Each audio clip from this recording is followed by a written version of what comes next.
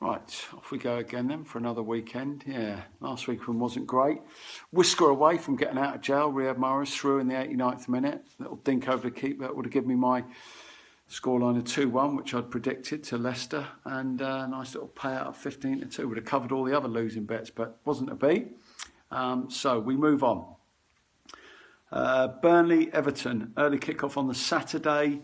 7-2, the score draw. I'm going to go for that. I think there's enough in it for both these sides. Burnley not in great form. Everton difficult to play against, difficult to beat. But I think from their perspective, good enough to get something out of this one. Leicester, Bournemouth, goal in each half, 8-11.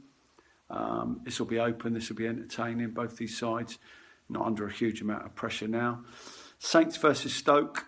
6-point of this one. There were lots of these last week. That's why it's so difficult to predict the scores and results last week. I'm going to go for Saints to win this one against Stoke. Home advantage just to play to their strength, and both teams to score. So Saints to win, both teams to score, 11-4. I'm going to go for Watford against West Brom. Over 2.5 goals and both teams to score in this one at 33-20. Watford had a decent result last week, obviously, against Everton. Not an awful lot in the game. West Brom have got to start winning games of football. Normally, Watford are quite open. I think West Brom have got to go that way.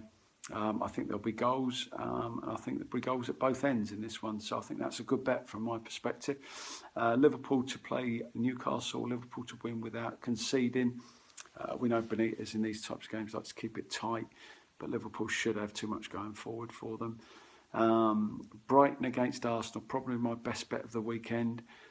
Brighton +1 versus Arsenal. So Brighton draw or win, you win your money. If Arsenal win the game by 1 goal, you'll get your money back. So you're covered almost really in all stretch of the imagination. But Brighton +1 is even money. You're looking at Arsenal, the shape they're in, the lack of belief, the lack of form. It's difficult to know how to sum them up, isn't it? You know, Arsene Wenger really should have stepped down in the summer. I think he would have known as a person that would have been the right thing to do. But I think that addiction of being a football manager and that addiction of having that in your life was just too strong a pull. But I knew deep down, knew deep down in the summer he should have left, and things can only get worse, and they have. And there's been a drastic loss of form this season. Everything you associate with Arsenal just isn't there anymore. I mean, you could make a case for him staying even in the summer. You know, all right, albeit not a strong enough case for him to go. Not as strong a case, but you could certainly have made that case. Now, there's virtually no case you can make for him staying. So very, very difficult. We always associate him playing good football, winning games you don't expect them to win. Having good players and always entertaining, but difficult to even see that. Champions League was always his get out. Even that's gone now. So, yeah, really should have gone in the summer. It's difficult to know what's going to happen between now and the end of the season, or even now and the end of the next 18 months with him in charge. But that's for them to sort out. Man City against Chelsea. Obviously, Man City, no sorts of problems for them.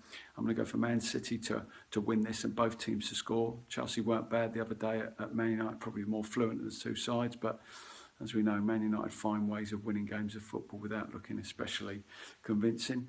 And Chelsea fell foul to that. Chelsea, I think, are capable of scoring in this game, but I'm going to go for Man City to win and both teams to score. I'm also going to go for a little bit of a saver. City 2-1, 15-2, and City 3-1 at 12-1, which I don't think is a bad bet in this one.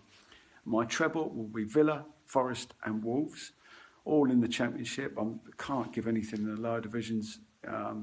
Obviously Div 1 and Div 2 simply because I just don't think what games are going to be on and what aren't. But I'm going to go for Villa, Forest and Wolves. A Midlands treble at 4-1. Good luck to everybody. Stay safe, and I'm sure this weekend's going to be better than it was last weekend. Cheers.